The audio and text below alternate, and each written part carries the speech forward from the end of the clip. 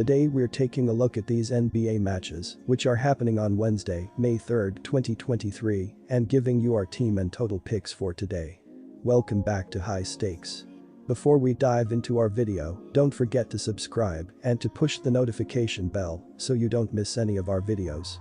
Also check out our Patreon if you want access to our premium picks.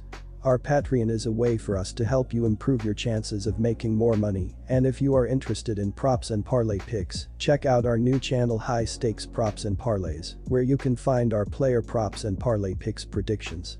You will find the link to our Patreon and to our new channel in the description and comments section below. Philadelphia 76ers vs Boston Celtics. Many expected the Boston Celtics to be able to easily win Game 1, as Joel Embiid was sidelined with a sprained knee, including Vegas, who set the line at 10.5, but this was not the case. James Harden turned back the clock and played like the top scoring threat he used to be. Harden had 45 points, 6 assists and knocked down 7 threes, including the eventual game winner with 8 seconds left. Harden came in with a winning mentality, saying, "We didn't come into the game expecting to lose. We came in here to win. Whether Joe comes back or not, we're going to be ready to go."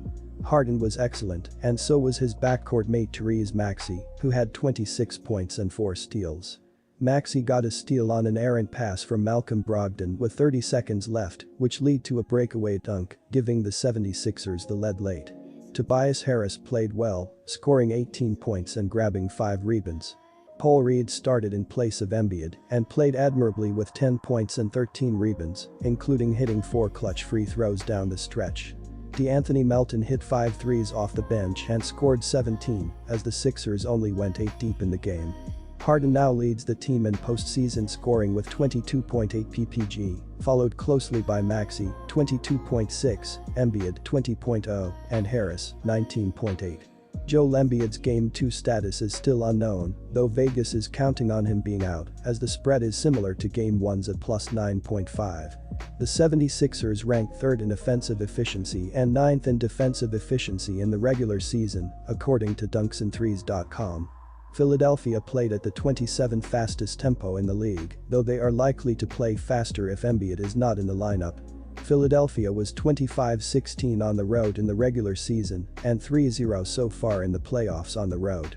Jason Tatum was first-team All-NBA last season, and Jaylen Brown is a 2-time All-Star in his prime, but down the stretch of tight games, it is often Marcus Smart who tries to take over. Smart played well late in Game 1, but the Celtics need to find ways to get their stars more involved at the end of close games. Tatum had 39 points, but he played the entire fourth quarter and only scored 5 points in the period. Tatum credited Philadelphia's shot making as the difference maker in the game, saying, "Philadelphia hit 17 threes in the game, opposed to just 10 made by Boston." Tatum played well all game until seemingly disappearing in the fourth. He finished with 39 points, 11 rebounds and 5 assists. Jaylen Brown added 23 points, and Malcolm Brogdon had 20 off the bench. Marcus Smart had 12 points and 7 assists, while Al Horford had a quiet 11 points.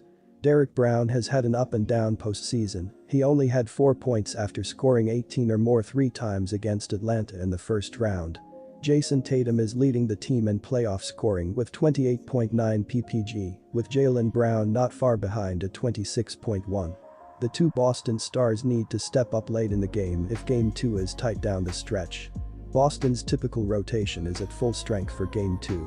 They were not able to capitalize on the Joel Embiid injury in Game 1. In the regular season, the Celtics ranked 2nd in offensive efficiency and 3rd in defensive efficiency. The Celtics played at the 17th fastest tempo in the league. Boston was 32-9 at home in the regular season, but are only 2-2 at home in the postseason. This line is clearly posted with the assumption that Joel Embiid is not playing. If it is announced that he will play, this number should drop considerably. Whether he plays or not, Philadelphia getting points is still the pick here. Boston has not been able to completely blow out any opponents this postseason, like the Lakers have, beating the Grizz by 40 in Game 6. Boston has been played tightly in every game this postseason and has not shown to have much of a home court advantage, only going 2-2 at home. The Embiid absence is being overstated. Philadelphia still has 3 players who can put up big numbers in Harden, Maxey and Harris. Harden was the top offensive threat on his team for nearly a decade and has no problem stepping back into that role. Taking Philadelphia with the points is the best play here. Take the 76ers plus the points. The Philadelphia 76ers came into Game 1 of this series with low expectations due to the absence of injured center Joel Embiid. Those expectations have been raised, however, as the Sixers took home court advantage with a 119-115 win. James Harden tied a career playoff high with 45 points, including a three-point field goal with under 10 seconds to go to give Philly the lead. The 76ers also got 26 points from Tyrese Maxey, and Tobias Harris added 18 points in a game that featured 17 3-PT field goals from the Sixers. The Sixers are now 5-0 in the playoffs following the Game 1 win. Philadelphia is averaging 106.8 points per game in the playoffs, which is ranked just 12th in the playoffs. They are also 7th in field goal percentage at under 47% per game, but 2nd in 3-PT field goal percentage at over 41% per game. On Monday night, the Sixers shot 51% from the field and 47% from 3-PT range against the Celtics. They were a perfect 12 of 12 from the free throw line and were out-rebounded by 10 without Embiid in the lineup. Keep an eye on Embiid's status as Game 2 approaches. With a win in Game 1 and Embiid attempted to play on a grade 2 knee sprain, it might be wise for the Sixers to rest him one more game. The Boston Celtics coughed up the home court advantage in Game 1 of the series with a 119-115 loss to the Sixers. It was the second straight loss at home by Boston in the playoffs and the second straight home loss that the team couldn't close out a late lead. Jason Tatum led Boston with 39 points while adding 11 rebounds. Jaylen Brown chipped in with 23 points, and Malcolm Brogdon added 20 points in a losing effort. Boston led 115-112 before being outscored 7-0 in the final minute. The Celtics are now just 2-2 at home in the playoffs after the loss in Game 1 of the series. While the Celtics shot nearly 60% from the floor in Game 1, it was the team's defense that failed to deliver. Boston is now giving up over 116 points per game in the playoffs, which is just 12th overall.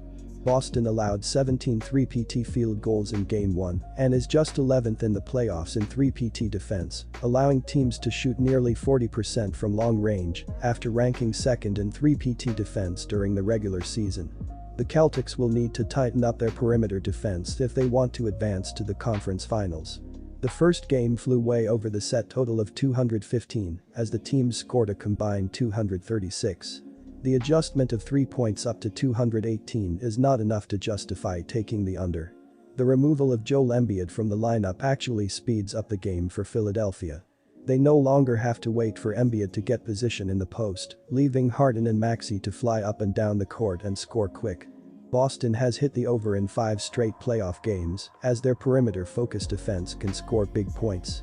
The 76ers hit some unders in the first round, but that was when Joel was in the lineup. Expect another perimeter-focused game that will lead to another over. Take the over 218 points.